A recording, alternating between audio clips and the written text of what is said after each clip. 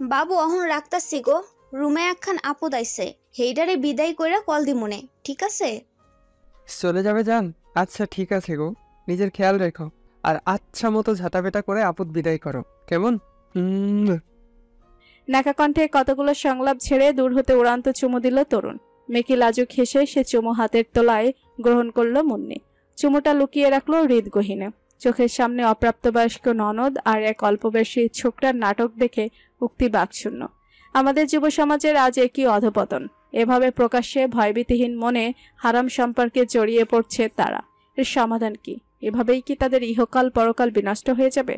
বন্ধুরা সবাই GF BF নিয়ে মাখামাখি করছে, এতে আমার কি? আমি কেন ওদের নোংরামি দেখে হতাশ হব? ওদের মতো হতে চাইব, বরং আমি নিজেকে রবের সন্তুষ্টির জন্য পবিত্র রাখব। নিশ্চয়ই আমার রবের ওয়াদা সত্য, এটাই হোক প্রতিজ্ঞা। আর দুনিয়া জীবন তো খেল তামাশা ছাড়া আর কিছুই নয়, বরং যারা তাকওয়া অবলম্বন করে তাদের জন্য আখিরাতের আবাসই উত্তম। অতএব তোমরা কি অনুধাবন করো না? আল আনআম 32।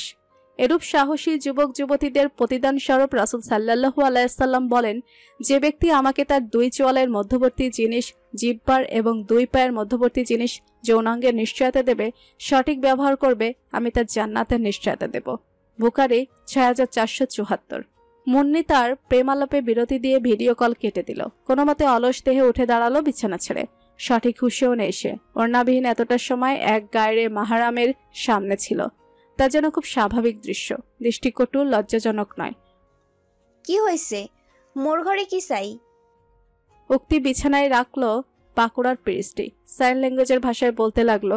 মনোযোগ দিয়ে তা দেখলো মুন্নি। বুঝতে পারলো উক্তি বলছে যে, তুমি এখন ওই ছেলেটার সাথে যোগাযোগ রেখেছো?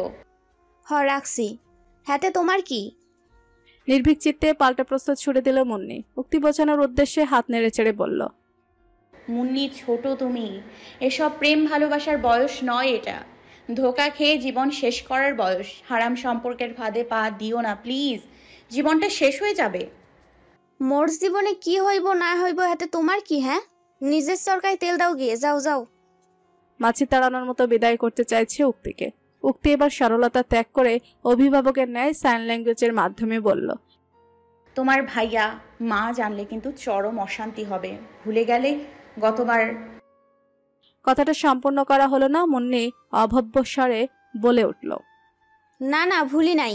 তোমার লাইগা মা টের পাইয়া গেছিল। মোর এই ডাইন গালে একটা থাপ্পড় মারছিল। আজ তো একখান ডাকিনি তুমি। মানুষের খালি ক্ষতি করতে পারো, অপয়া অলক্ষী।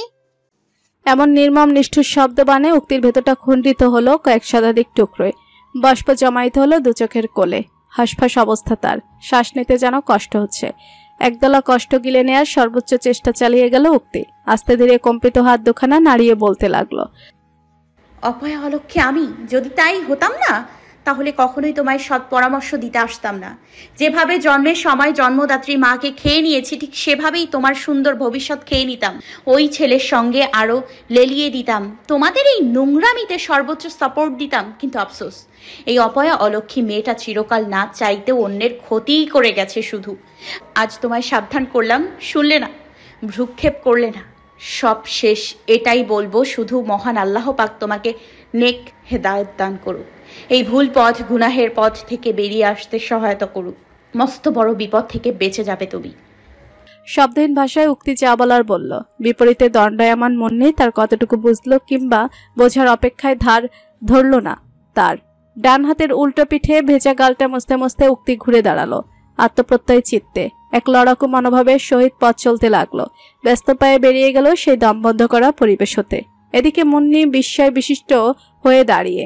অপয়া অলক্ষী মুখ উক্তি কবে থেকে এমন নির্বিশঙ্ক জবাবে অন্যের মুখ বন্ধ করতে শিখল? কবে থেকে? প্রায় মধ্যরজনী তখন। চন্দ্র উপস্থিত অন্তরিক্ষের বিস্তৃত বক্ষে। খোলা জানালা দিয়ে প্রবেশ করছে শিরশিরে হাওয়া। শুধু চন্দ্র দুটি ছড়িয়ে ঘরের অন্দরে। বিছানায় আধশোয়া হয়ে মুইজ, পিঠে ঠেকে লম্বালম্বিভাবে রাখা বালিশ, হাতে স্মার্টফোন। ব্যস্ত দিনের শেষে দেশ বিদেশের খবর দেখতে ব্যস্ত সে। পাশে শুয়ে উক্তি একাকী ঘুচুর ঘুচুর করে চলেছে। ঘুম নামছে না দু চোখেতে। উক্তি গাল ফুলিয়ে তাকালো স্বামীর দিকে। মানুষটা খবর দেখছে। দেশে চলমান সাম্প্রতিক খবরাখবরে মগ্ন সে। এদিকে রাজ্যে এতগুলো বেজে গেছে, সে খবর আছে কি? নেই তো। থাকলে এতক্ষণ আরামের শয্যা গ্রহণ করত। নিঃশব্দ বউটিকে বুকে জড়িয়ে ঘুম পাড়াতো। কিন্তু না, সেসবের কিছুই হচ্ছে না আপাতত। তিনি যে দেশের খবরে ডুবে, এদিকে ঘরের একান্ত খবর সম্পর্কে অজ্ঞ। উক্তি অনিচ্ছা সত্ত্বেও কিছুটা সময় অপেক্ষা করলো, লাভ হলো না। তাই তো ক্ষুদ্র পদক্ষেপ গ্রহণ করলো। আলতো করে তর্জনী গুঁতো দিল স্বামীর বাহুতে। মুইজ সূচক শব্দ করে হাতটা সরিয়ে দিল। উক্তি এতে অবাক। রাত দুপুরে একমাত্র বউকে অগ্রাহ্য করা হচ্ছে? দাঁড়াও, দেখাচ্ছি মজা। উক্তি আবারও হাত বাড়িয়ে দিল। স্বামীর কোমরে ঠিক নরম চামড়ায় বসিয়ে দিল এক নির্দয় চিমটি। মৃদু আর্তনাদ করে মুইজ তাকাতে বাধ্য হলো স্ত্রীর দিকে। শুধালো, কি হইছে? রাত দুপুরে এমন বান্দরনির লাহান সিমটি মারতেছস কে? উক্তি চক্ষু বড় করে তাকালো। প্রতিবাদী ভঙ্গিতে হাত নাড়িয়ে বলে উঠল, আমি বাদরনি হলে আপনি কি? আপনি তো একটা প্যাঁচা। শুধু প্যাঁচা না, বাদুরও। মুইজ চক্ষু পিটপিট করে বলল, মুই পেশা বাদুর দিমু না এমন এক বেফাস কথা বন্ধ হইয়া যাইব। উক্তি করুণ চোখে তাকিয়ে, মনে হচ্ছে অভিমানে অশ্রু এই গড়িয়ে পড়ল বুঝি। এতটা কষ্ট পেয়েছে মন? শব্দহীন ভাষায় শুধালো সে। আপনি মারবেন আমাকে? ঠিক আছে, মারুন না, মারুন। উক্তি স্বেচ্ছায় গাল বাড়িয়ে দিল মার খাওয়ার উদ্দেশ্যে। ওর এমন কিউটি পায়ে মুখখানি দেখে মুইজ নীরবে হেসে উঠল। আজ তো এক কিউটি তার বউটা। একখান চুমো তো প্রাপ্যই এই কিউটনেসের জন্য। যেই ভাবা সেই কাজ। চট করে উক্তির বাড়িয়ে দেওয়া গালে চুমো বসিয়ে দিল মানুষটা। হকচকিয়ে গেল উক্তি। মারের বদলে আদর। এই মধ্যরাতে কেমন তার ফাজলামি হচ্ছে এসব? হ্যাঁ বউরে, অমন কইরা তাকাইছস না? এই মনোরম রাইতে চুমুর বর্ষণ আইলো বলে। কানের কাছে গাঢ় নিঃশ্বাসের স্পর্শন, কণ্ঠে মাদকতা। উক্তির বক্ষ মাঝে সে তার সুরাইত হতে লাগলো যেন। আত্মিক সুখে বুঝে এলো চক্ষু। মুইজ গভীর চোখে তাকিয়ে। হাতের মোবাইলটি কখন যে পড়ে গিয়েছে কোলে টের পায়নি সে। মুইজ আলতো চুম্বন ছুঁয়ে দিল স্ত্রী কানের পশ্চাৎ-অংশে। ভেতরকার নেশালো মনটাকে কাবু করতে সে সরেই যাচ্ছিল তৎক্ষণাৎ। তবে বিপত্তি ঘটল তখনই। শার্টের কলার দুটো কোমল হাতে বন্দী হলো। একটানে নিজের অতি নিকটে টেনে নিল সঙ্গিনী। মুইজ কোনরূপ শব্দ উচ্চারণ করার পূর্বে লজ্জালু মুখটা লুকিয়ে গেল তার কাঁধের অগভীরতায়। মুইজ হাসল, শব্দহীন প্রাণোচ্ছ্বাল সে হাসি। স্ত্রীর মনোবাসনা বুঝতে বাকি নেই তার। সজ্ঞানের স্বেচ্ছায় হৃদরাজ্যের রাজার তরে নিজেকে সমর্পণ করে দিয়েছে রানী সাহেবা। এবার সেই সমর্পিত হৃদয়ে সর্বোচ্চ ভালোবাসা উজাড় করে দেবে সে। দেবে অপ্রতিম সোহাগী পরশ।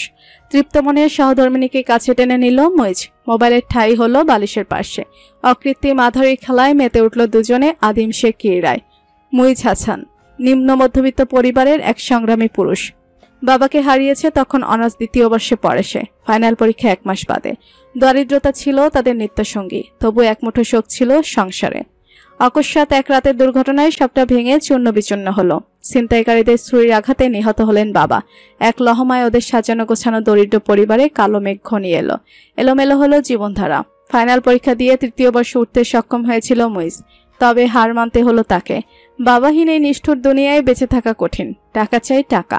বাবা তেমন কিছু রেখে যেতে পারেননি। দিনকে দিন পরিস্থিতি খারাপের দিকে যাচ্ছে। এই প্রতিকূলতায় বেঁচে থাকা রীতিমতো দুঃসাধ্যের বিষয়। বাধ্য হয়ে তৃতীয় বর্ষে থাকাকালীন সময়ে পড়ালেখা ত্যাগ করল মুইজ। মাস্টার শেষ করে ভালো কোনো চাকরি করার স্বপ্ন নিজ হাতে নির্দয়ভাবে মুছে ফেলল। এভাবে ওভাবে সৎপথে লড়াই চালিয়ে গেল। অবশেষে রবের অশেষ রহমতে বছর 2 বাদে নিজ কর্মযোগ্যতায় পেল ভালো একটি চাকরি। এভাবেই দিনকাল এগিয়ে যাচ্ছিল। আস্তে ধীরে মোটামুটি সচ্ছলতা এলো পরিবারে। পরিবারের একচ্ছত্র উপার্জনক্ষম ব্যক্তি মুইজ। বড় ভাই মারুফ যা উপার্জন করে তা জুয়া খেলে মদ খেয়ে খুইয়ে ফেলে। তার উপার্জনের সংসারে দুয়ানা উপকার হয় না। এতে অবশ্য মুইজের কিছু এসে যায় না। নিজে সংসারে বিরাট ভূমিকা রেখে যাচ্ছিল সে। বয়স এখন 29। বিয়ের বয়স হয়েছে। মা পাত্রী খুঁজছেন বেশ কিছুদিন ধরে। তবে ওনার মনের মতো পাত্রী মিলছে না। ওনার তো আবার যে সে নয়, বরং বিশাল ডিমান্ড। সবচেয়ে বড় ডিমান্ড, পাত্রী অতিরিক্ত সরল হতে হবে। বড় বউ জান্নাতের মতো বেয়াদব তর্ক করা স্বভাবের হবে না। 2 কথা শোনালে বিপরীতে 5 কথা বলবে না। চুপ থাকবে। সর্বদা মাথা নিচু করে বাঁচবে।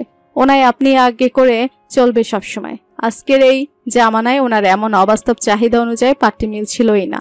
ঘটক সাহেব পড়েছে আচ্ছা জ্বালাতনে। মোমেনা বেগম খেকিয়ে ওঠে যে অহেতুক। কেমন তোর ঘটক আমনে? হ্যাঁ, একখান সরল মাইয়া খুঁজা পাইতাছেন না? দুনিয়াতে ব্যাপক সরল মাইয়া মরছেনি। একদিন বাড়ি বসে ঘটকের সঙ্গে এমন হাওকাও করছিলেন মোমেনা বেগম, আর পার্টিদের ফটো নেড়েচেড়ে দেখছিলেন। সাহস ওনার হাত থেমে গেল। জলজল করে উঠল অক্ষিযুগল। হাতের মুঠোয় তখন এক ললনার ফটো। নীলাভ রঙা সালোয়ার কামিজ পরনে তার। মাথায় বাঁধা রঙিন হিজাব, মুখে লেপ্টে অকৃত্রিম মুস্কি হাসি। চেহারায় এক আলাদাই মায়া। সে মায়ায় বশীভূত হয়ে মোমেনা বেগম শুধিয়ে উঠলেন, মাইয়াটা কেডা, কোন বাড়ির, নাম কি এর? ঘটক যার পরানায় উৎফুল্ল হলেন এ প্রশ্নে। যাক বাবা, অবশেষে এই দজ্জাল মহিলার পছন্দ হলো কাউকে, না জানি কার কপাল পূর্বে এর পট্টুপদ হয়ে। কই দেহি দেহি ছবিটা। কি হইল কন, নাম কি মাইয়ার? বলছি যে ভাবি, আর একটা ফটো দেখাই, এটা ছাড়েন না। মাঝবয়সী ঘটকের চোখে মুখে কেমন অন্ধকার নেমে এসেছে। শুভ্র শার্ট, কালো প্যান্ট পরনে ভুঁড়িওয়ালা লোকটির, মাথায় অর্ধটাক, মুখে চিবোচ্ছে পান, যাতে রঙিন হয়ে এসেছে ঠোঁট। মোমেনা বেগম অসন্তুষ্ট স্বরে বলে উঠলেন, না অন্য না, এই আর খবরই চাই মোর, বেবা খুললা কন্দি। আর নিস্তার নেই। ঘটক থেমে থেমে বলে উঠলেন, উক্তি, মেয়েটার নাম উক্তি কাইসার, বড়লোক বাবার একমাত্র মেয়ে। বড় ভাই আছে একটা বিবাহিত, বোনের জন্য পাত্র খুঁজছেন। ছবিটা আমার এক ঘটক বন্ধু পাঠিয়েছে, পাত্রের খোঁজে। পাত্রীর সংক্ষিপ্ত বর্ণনা শুনে চকচক করে উঠল মোমেনা বেগমের চক্ষুদায়। সে কি অর্থ লোভে না ভিন্ন কোনো কারণে বোঝা মুশকিল। বাহ বাহ, তা মাইয়ার স্বভাব চরিত্র কেমন? বড় লোকের মাইয়া, স্বভাবে উশৃঙ্খল, আলতু ফালতুনি? ঘটক তৎক্ষণাৎ প্রতিবাদ জানালেন, এই না না না না, মেয়ে মাশাআল্লাহ অনেক ভদ্র, স্বভাব চরিত্র নজর কাড়া, আজ তো এক হীরের টুকরো মেয়েটা। মোর পোলাও কম কিসে, খাটি হীরা একখান, তো এই হীরার লগে মোর হীরার একখান হিল্লে করে দেন দেখি। মাগার মাইয়ার বাপ তো ধনী, মানব নি এই সম্বন্ধ? শেষের কথায় প্রকাশ পেল দুশ্চিন্তা। ঘটক সাহেব এবার করুণ হেসে বললেন, মেয়ের বাবার কথা ছাড়েন, মেয়েটার বাস্তব সত্য জানলে আপনি নিজেই পিছিয়ে যাবেন। এই সম্বন্ধ করবেন না। কেন, মাইয়া কোথাও ফষ্টি নষ্টি করছে নি অতীতে? না, মেয়েটা যথেষ্ট পুত পবিত্র, ধার্মিক চরিত্রের। হ্যাঁ, তো ভালো কথা। তয় প্রশ্নবোধক দৃষ্টিতে তাকিয়ে মোমেনা বেগম, মেয়েরা কথা বলতে পারে না, জন্মগতভাবে বোবা। বিকট শব্দে এক বজ্রঘাত হলো যেন ঘরে। অবিশ্বাস্য নয়নে হাতে থাকা উক্তির ছবিতে তাকালেন মোমেনা বেগম। মাতৃহৃদয় ক্ষণিকের জন্য হলেও যেন কেঁপে উঠেছিল। ফুলের মতো একটা মেয়ে, বোবা কিনা? হ্যাঁ, বোবা। এই জন্য তেমন কেউই ওকে ঘরের বউ করতে আগ্রহী দেখায় না। যারাও দেখায়, মেয়ের বাবার অর্থলোভ দেখায়। দুর্বোধ্য হেসে উঠলেন মোমেনা বেগম, যে হাসির অর্থ সকলের ছিল অজানা। বলে উঠলেন, সম্বন্ধ পাঠানোই বাড়ি, এই মায়াই হইব মোর মুইজের বউ। জন্মগতভাবে বোবা উক্তি, বাবা ভাইয়ের চক্ষুশীল। বিয়ের বয়স হয়েছে কিছুটা, ভাই যাওয়া তাকে যথাসম্ভব দ্রুত বিয়ে দিয়ে বিদায় করতে ইচ্ছুক। পাত্রের খোঁজে ঘটককে খবর দেয়া হয়েছে। পাত্র কোনো মতে একটা মিললেই হলো, ভালো মন্দ অত খোঁজ নেওয়ার সময় নেই। এতে যদি বোনের জীবনটা নরক হয়ে যায় যাবে, তাতে তার কিচ্ছু এসে যায় না। শুধু এই মেয়েটা বাড়ি থেকে বিদায় হোক, চোখের অগোচর হোক, এই তার মনোবাসনা। এভাবে তড়িঘড়ি করে উক্তির জন্য পাত্রের খোঁজ চলছিল। খুঁজতে খুঁজতে একজনকে পছন্দ হলো যাওয়াদের, মনে ধরল। উচ্চবিত্ত পরিবারের সন্তান সে পাত্র, উচ্চশিক্ষিত, শুধু কিছুটা বকে গিয়েছে। বাবার কোম্পানি সামলানোর পাশাপাশি জুয়া খেলে টাকা ওড়ায়, মদও খায় মাঝে মধ্যে। জাত প্রায় তাকে সিলেক্ট করে ফিরেছিল বোন জামাই হিসেবে। তখনই ঘটক সূত্রে মুইজ হাসানের বায়োডাটা প্রস্তাব পৌঁছালো কায়সার সাহেবের হাতে। কায়সার সাহেব মেয়ের বিবাহ বিষয়ে এতকাল চুপ ছিলেন। এবারে নিম্ন মধ্যবিত্ত পরিবারের প্রস্তাব পেয়ে কিছুটা নড়ে চড়ে উঠলেন। ঘনিষ্ঠ সূত্র মোতাবেক যথেষ্ট খোঁজ নিলেন। চমকে উঠলেন এই গরিব ছেলেটার জীবন বৃত্তান্ত শুনে। এতটা সৎ, সাহসী, সংগ্রামী এই ছেলেটা, মাশাল্লাহ। আজকের দুনিয়া এমন সৎ লোক পাওয়াই মুশকিল। সেখানে গরিব ঘরে জন্মে সততার নজির অসম্ভব প্রায়। পুটো যাওয়ার যে কোনো ধান্দায় উক্তিকে তড়িঘড়ি করে বিদায় করতে চাইছে তা জানতে বাকি নেই ওনার। তাই এই প্রথমবারের মতো বিচক্ষণ এক সিদ্ধান্তে উপনীত হলেন উনি। মুইজকে নির্বাচন করলেন উক্তির জীবনসঙ্গী হিসেবে। জাওয়াত কথাটা শুনে অত্যন্ত আশ্চর্য হলো। বাবা এ কাকে চুজ করেছে? ফকিন্নি ঘরের একটা ছেলে হবে কিনা তার বোন জামাই? নো এ। স্বাভাবিকভাবে প্রতিবাদ জানালো জাওয়াত, তবে তা ধোপে টিকল না। কাউসার সাহেবের একক সিদ্ধান্তের ফলস্বরূপ বিয়ের সম্বন্ধ ফাইনাল হলো। উক্তির মতামত অবধি নিল না কেউ, শুধু জানলো মেয়েটা কদিন পর তার বিয়ে। এভাবেও বিয়ে হয় বুঝি? জাওয়াত প্রথম প্রথম নাড়া ছিল, তবে কিছুদিন বাদে বোধোদয় হলো তার। ফকিন্নি এক ছেলে সবসময় তো তাদের পায়ের তলেই পিষে থাকবে, কখনো মাথা উঁচু করে কিছু বলতে পারবে না, চোখে চোখ মেলাতে পারবে না। আর উক্তি কি এমন তার বোন হয়? খুনি একটা। ওর জীবন ওই বস্তিতেই নষ্ট হয়ে যাক, গোল্লায় যাক, হি ডাজন্ট কেয়ার। এভাবেই দিন গড়ালো। কায়সার সাহেব মেয়ের বিয়ের আয়োজনে কোনোরূপ ত্রুটি রাখলেন না একমাত্র মেয়ের মনের খোঁজও। এমনই এক পাষাণ হৃদয়ের বাপ তিনি। নজিরবিহীন এই সমাজে মহিষ জন্ম থেকেই নিম্ন মধ্যবিত্ত জীবনযাপন করে চলেছে। আশেপাশের নারী ও নারী ঘটিত বিষয়ে যথেষ্ট নিরাশা তার। বিয়ে শাদী মানুষ করে কেন রে ভাই? খালি অশান্তি আর অশান্তি। মেয়ে মানুষ মানেই ঝুট ঝামেলা। দিনরাত ভাবি করে হাউকাউ, বুইন করে, এককালে মাও করেছে। এসব বিয়ে শাদীর কপালে জুতো। তবে পুরুষ মানুষ তো দিন শেষে রাতের অন্ধকারে একান্ত একজনের অনুপস্থিতি হৃদয়ে দাগ কাটতেছে। পাশে চাইতেও কাউকে, যে হবে তার শারীরিক সুখ ও মানসিক প্রশান্তির কারণ, চিরসঙ্গিনী, সুখ ও দুঃখের অকৃত্রিম ভাগিদার। একদিন মা এলেন ওর ঘরে, কেমন ভীত ও দ্বিধাগ্রস্ত চেহারা। মই জানতে চাইল, কি হইছে? মুখ এমন কালাকে, কিছু কইবা? মোমেনা বেগম কোনো রকমে ইনিয়ে বিনিয়ে বিয়ের কথা বলেই ফেললেন। ছোট ছেলের হাতে তুলে দিলেন পাত্রীর অপরূপ ফটো। তৎক্ষণাৎ প্রাণ নিয়ে পালালেন সে ঘর থেকে, পাছে মইজের দ্বিরুক্তি না শুনতে হয়। মইজ মায়ের থেকে দৃষ্টি সরিয়ে তাকালো হাতে থাকা এনভেলপে। খুলতে ইচ্ছে হচ্ছিল না, তবু উৎসুক মনে এনভেলপ খুলে বের করলো সেই ছবি। সালোয়ার কামিজ পরিহিতা এক মায়াবিনীর ছবি। ছবিটি দেখা মাত্র পৌরুষ হৃদয়ে এক অদম্য আলোড়ন সৃষ্টি হলো যেন। তরঙ্গ বয়ে গেল শিরায় উপশিরায়। বিমুগ্ধ চোখে তাকিয়ে রইল মইজ। বোধহয় সেক্ষণে সেই লগ্নে উক্তিতে ফেসে গেল অনন্তকালের জন্যে। বিয়ে শাদী করতে অনিচ্ছুক মনটাও বেয়ারা হয়ে উঠল। পাত্রী সম্পর্কে বেশি খোঁজখবর নিল না, প্রয়োজন বোধ করল না। মায়াবী মুখের সরলতায় তার মন ছুঁয়েছে যে এমনি অন্তত বিনাশিনী ঝগড়ুটে হতে পারে না। সংসারের সুখ ও শান্তি বয়ে আনবে ইনশাল্লাহ, ইনশাল্লাহ। বিয়েতে মতামত দিয়ে দিল মইজ। বড়লোক শ্বশুর বাড়ি, তাতে কি হয়েছে? সে তাদেরটা খেতে যাবে না, পড়তে যাবে। বউ হলেই হলো। শ্বশুর বাড়ির ধার ধারে না সে। বেপরোয়া মনটা ভালো মতোই ফেসে গিয়েছে উক্তির তরে। তবে উক্তির চরম সত্যি অজানা রয়ে গেল তার। মোমেনা বেগম যথেষ্ট চতুরতার সহিত সত্যিটা গোপন করলেন। কেন করলেন? কারণ ওই সোনার ডিমপাড়া বোবা হাঁসটাই চাই তার। বড় বউ তো আস্ত বেয়াদব জুটেছে, মুখে মুখে তর্ক করে খালি। আর এটা বোবা। শব্দবানে কোটিবার জর্জরিত করলেও মুখ ফুটে এক বর্ণ বেরোবে না, মুখ রইবে। খোঁজ নিয়ে জানা গেছে অতিরিক্ত শান্ত মেয়েটা। এমন মেয়েই তো হয়ে থাকে perfect daughter in law material. এদের ওপর নিজের স্বৈরাচারিতা খুব ভালো মতোই ফলানো সম্ভব। যা খুশি তাই বলা যায়। শক্ত হাতে সংসারের রাজত্ব চালানো যায়। এর ওপর বোনাস স্বরূপ মেয়েটা উচ্চবিত্ত পরিবারের সন্তান। স্বাভাবিকভাবেই বাপের বাড়ি থেকে ঘন ঘন জুটবে এটা ওটা। ওনাদের ভবিষ্যৎ বদলে যাবে বছর ঘুরতে না ঘুরতেই। শান্তি শান্তি। মোমেনা বেগমের কলুষিত মনটা যেন ইন্ডিয়ান টিভি সিরিয়ালের কোকিলা মোদি রূপে রূপান্তরিত হলো। তাই তো সর্বোচ্চ রাগঢাক করে মইজ উক্তির বিয়েটা হয়েই গেল। যেহেতু মইজ বিয়ের পূর্বে উক্তির সঙ্গে দেখা করেনি কিংবা যোগাযোগ করার চেষ্টা করেনি, তাই জানতেও পারেনি উক্তির চরম সত্য। সত্য কি আর চাপা থাকে বেশিকাল? শেষমেশ সত্যি বেরিয়ে এলো মইজের সামনে। বাসর রাতেই মইজ পেল জোরকা ছটকা। বোবা তার বউ, রূপসী এ কন্যা জানে না কথা বলতে, জন্মগতভাবে বোবা সে। উক্তি নামক মেয়েটি বোবা, তবে চরিত্রহীন কিংবা ঝগড়ুটে স্বভাবের নয়। তার সরলতা, উত্তম আখলাকে দরুন যে কারো মন জয় করতে জানে। স্বামীর মনে চিরস্থায়ী বসত গড়ল সে বড় যতনে, আদরে। বিনিময়ে পেল এক সমুদ্র প্রণয়ের ঠিকানা। দুজনে হয়ে উঠল একে অপরের পরিপূরক, শারীরিক সুখ ও মানসিক শান্তির উৎস। একে অপরের চিরসঙ্গী তারা। দুজনের অবদানে তৈরি হয়েছে আজকের এই ভালোবাসার সংসার। নিশাকার ছড়িয়ে অন্তরক্ষের বুকে, বাহিরে শীতল হাওয়ার ছাপটানি। আনন্দিত হৃদয়ে নিত্যরত বৃক্ষপত্র। সে ঘরে চলছে কৃত্রিম আলোক উৎস। উত্তেজনা জিততে ঘরমায় পায়চারি করে চলেছে মইজ। একবার করে তাকাচ্ছে আকাঙ্ক্ষিত স্থানে, আবার দৃষ্টি নামিয়ে ফেলছে। ঘরে ফ্যান চলছে ফুল স্পিডে। বাইর হতে ধেয়ে আসছে শীতল হাওয়া। তবু অনবরত ঘেমে যাচ্ছে মানুষটা। এতটা নার্ভাস লাগছে কেন? কেন এত দুর্বল হয়ে পড়েছিস নাও? মনে হচ্ছে এই বুঝি জ্ঞান হারিয়ে লুটিয়ে পড়বে মেঝেতে। এত দেরি করছে কেন মেয়েটা? সে কি ওকে উদ্বেগে মেরেই ফেলবে? কিসের এমন নির্দয় সত্য তুলছে আজ? এটা কি সত্য তোলার সময়? এটা তো চট করে মস্তিষ্ক সচল হলো। পেছনে স্পষ্ট কারোর উপস্থিতি জানান দিচ্ছে ইন্দ্রিয় শক্তি। এক বুক আশা অধীরতার সংকোচ নিয়ে ঘুরে দাঁড়ালো মইজ। ঘরের দরজা পেরিয়ে ভেতরে প্রবেশ করলো উক্তি। অবনত মস্তক, কম্পন্নত অধরষ্ঠ।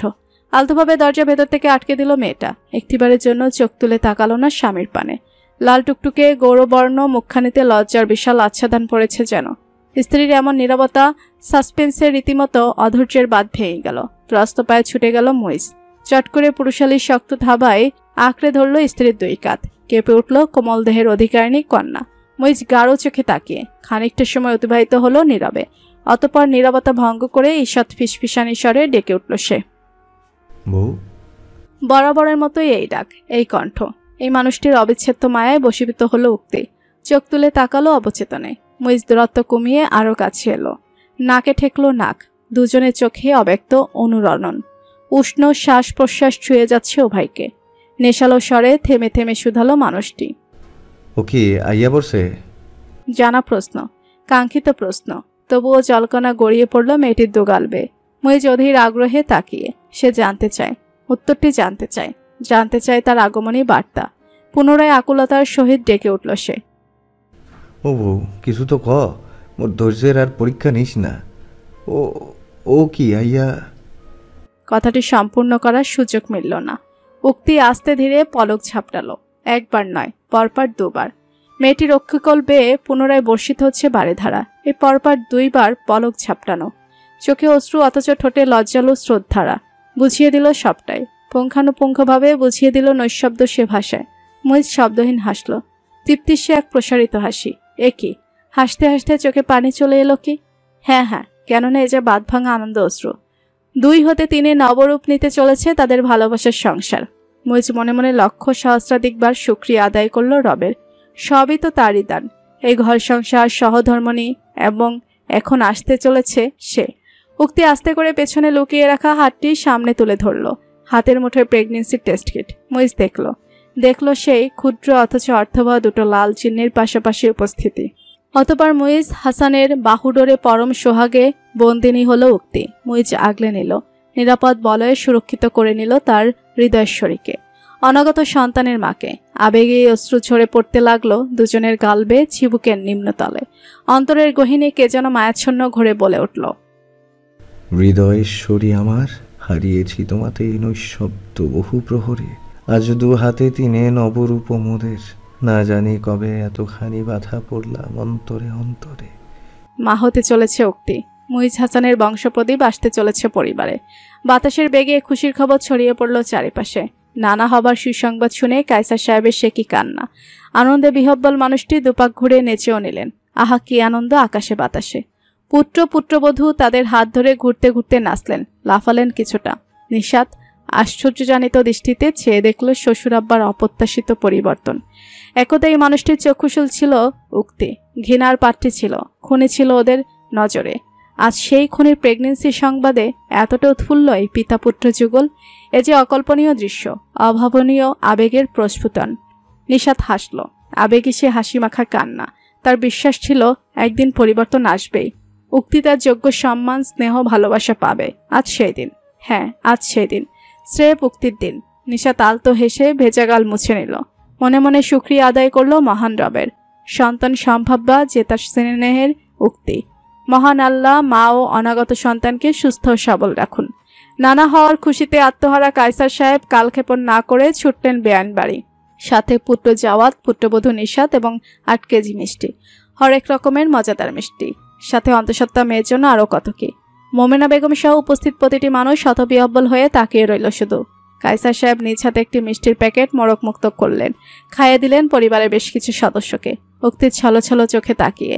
ওর ভেতরে চলমান তুফান বোঝার সাধ্য নেই কারণ, শুধুমাত্র ওই একটি মানুষ ব্যতীত, তার স্বামী, জীবনসঙ্গী মুইজ। কায়সার সাহেব উচ্ছ্বসিত হৃদয়ে মিষ্টি খাওয়াতে খাওয়াতে এসে হাজির হলেন জামাতার ঠিক সম্মুখে। এসেই কেমন অপ্রস্তুত হয়ে পড়লেন, কেননা তাদের মধ্যকার সম্পর্ক, বোঝাপড়া অন্যদের মতো স্বাভাবিক নয় যে। কায়সার সাহেব মিষ্টি বাড়িয়ে রয়েছেন, ভাবুক হয়ে পড়েছেন। ক্ষণিক বাদে উনি ম্লান বদনে মিষ্টি নিয়ে সরেই যাচ্ছিলেন মুইজের সামনে থেকে। তবে এরপর যা হলো তা ছিল অবিশ্বাস্য, অকল্পনীয়। সকলে বিস্মিত নয়নে তাকিয়ে রইল। কায়সার সাহেব হতবিহ্বল। মাত্র যা হলো তা কি সত্যি ছিল নাকি স্রেফ কল্পনা? মুইজ নিজে হাত ধরে ওনার হাতে থাকা মিষ্টি ওনাকেই খাইয়ে দিল।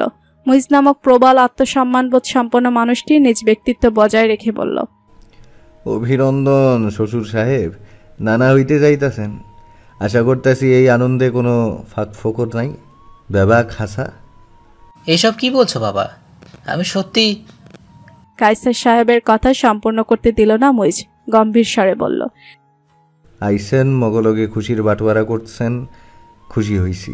তো এইসব যে আনছেন হইয়া গ্রহণ করা মোর পক্ষে সম্ভব না। সুন্দর মনে ইয়া লইয়া যাইবেন, হেইলেই খুশি হমু। মিষ্টিগুলা না হয় মহল্লায় বিলাই দিয়েন, বাবাকে খুশি হইয়া দোয়া দিব। কায়সার সাহেব এমন প্রস্তাবে মনে বড় কষ্ট পেলেন। এতটা খুশি মনে মেয়ের শ্বশুরবাড়িতে মিষ্টি নিয়ে এলেন, সেগুলো কি নাই মহল্লায় বিতরণ করতে হবে, আর বাকি সব জিনিসপত্র। ও হ্যালো, এই যে বোন জামাই সাহেব, এগুলো ফিরিয়ে নিতে হবে কেন? বাবা কতটা আনন্দিত হৃদয়ে এসব এনেছে। এভাবে মুখের উপর ফিরিয়ে দেওয়া কিন্তু অভদ্রতার পরিচয় হবে। মুখ খুলল এবার জাওয়াত। বাবার মিলান মুখশ্রী তার কাম্য নাই। মুইজ তেসরা হেসে বলল, সম্বন্ধী সাহেব, মোর বউ পোয়াতি, হ্যার এই সময় কি দরকার না দরকার হইয়া কেনার মতো অল্প স্বল্প সামর্থ্য মরে দিছে আল্লাহ। একেবারে ফকিন্নি নাই আর এতটা ছোট লোকও না যে বউয়ের বাপের বাড়িতে হাত পাততে হইব। এইয়া সেইটা 2 হাত ভইরা নিতে হইব। গরিব হইতে পারি মই, তাই ভিখারি নই। মুইজের শেষের কথাগুলোতে উপস্থিত ছিল স্পষ্ট গাম্ভীর্যতা। সে গাম্ভীর্যতায় উপস্থিত কিছু লোভী মন দমে যেতে বাধ্য হলো।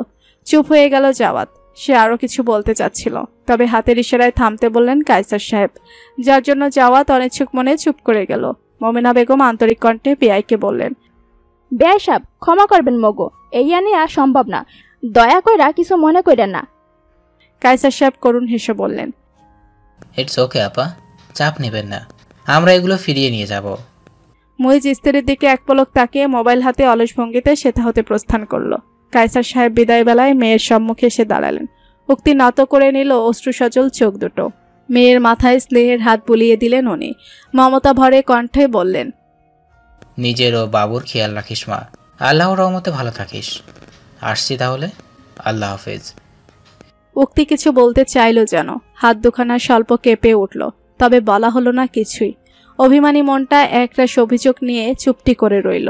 কান্নায় অবরুদ্ধ কণ্ঠস্বর। সকলে থেকে বিদায় নিয়ে সেটা হতে বেরিয়ে গেলেন কায়সার সাহেব, জাওয়াত এবং নিশাত। উক্তি ঝাপসা দৃষ্টিতে তাদের গমন পথে তাকিয়ে, বাবা কি খুব বেশি কষ্ট পেল? যাওয়ার সময় পিছু ঘুরে তাকালো না যে? সে কি পূর্বের মতো আবারও ঘৃণায় মুখ ফিরিয়ে নেবে? ওকে দূরছাই করবে, খারাপ মেয়ে ভাববে, অপয়া অলক্ষী? অকস্মাৎ উক্তির ঠোঁট অদৃশ্যের মতো হালকা হেসে উঠল। কেননা ওই তো পিছু ঘুরে তাকিয়েছে বাবা, হাত নেড়ে হাসি মুখে ওকে বিদায় জানাচ্ছে, সাবধানে ভেতরে যেতে বলছে। না, বাবার পরিবর্তিত হবেন না, এটাই বাবার ভালোবাসা, ওর আকাঙ্ক্ষিত স্বপ্ন। পৃথিবীর সমস্ত সুখ যেন একটু এসে ধরা দিয়েছে উক্তির দুয়ারে। এতটা সুখে বুঝে আসছে চক্ষুতায়, পুলকিত তনুমন। সময়ের চাকা ঘূর্ণায়মান, চলতে চলতে পেরিয়েছে কতগুলো দিন মাস। করিডোরের দেয়াল ঘেঁষে স্টেনলেস স্টিলের চেয়ারে বসে মানুষটি। উত্তেজনা, ভয়, আশঙ্কার সংমিশ্রণে কম্পিত অন্তঃস্থল। দুহাতের বদ্ধ মুষ্টিতে ঠেকানো থুতনি, টলমলে অবনত আঁখি জোগাল। পাশে বসে বন্ধু চয়ন বর্ষার হাতটি রাখলো ওর হাতে, বোঝালো ধৈর্য ধর বন্ধু, ভয় না পেয়ে সর্বশ্রেষ্ঠ মহান রবকে স্মরণ কর। মুজ ধীরে ধীরে বন্ধুর দিকে তাকালো। চয়ন চোখের ভাষায় আশ্বাস দিল। সেটা হতে দৃষ্টি সরিয়ে তাকালো অপারেশন থিয়েটারে বদ্ধ দরজায়। কিছু না বলে নিঃশব্দে উঠে দাঁড়ালো মইজ। এলোমেলো পায়ে হাঁটা আরম্ভ করলো হাসপাতালের নামাজ ঘরের দিকে। উদ্দেশ্য 2 রাকাত নফল নামাজ আদায় করে স্রষ্টার কাছে আকুল আবেদন জানানো, সাহায্য ভিক্ষা করা। পেরিয়ে গেল আরো কিছু সময়। অপারেশন থিয়েটারের বাইরে পিনপতন নীরবতা। দমবন্ধ অবস্থায় যেন দাঁড়িয়ে উপস্থিত মানুষগুলো, সকলেই অধীর আগ্রহে দাঁড়িয়ে। অবশেষে সকলের অপেক্ষার অবসান ঘটল। একই সঙ্গে এক শিশু কণ্ঠে চেঁচিয়ে কান্নার আওয়াজ ভেসে এলো শ্রবণ পথে। সে কান্নায় প্রফুল্লিত হলো সকলে, হেসে উঠল তারা। কান্না ভেজা হাসি কারোর কারোর ঠোঁটে উদিত হলো। মুইজ ত্রস্ত পায়ে ছুটে গেল অপারেশন থিয়েটারে বন্ধ দরজার দিকে। অপেক্ষার অপেক্ষা, মনে তো সয় না যে এই অপেক্ষা। অতঃপর বদ্ধ দরজা খুলে বেরিয়ে এলেন কর্তব্যরত চিকিৎসক। হাসি মুখে জানালেন সুসংবাদ। ধন্য হলো মানুষগুলোর কান।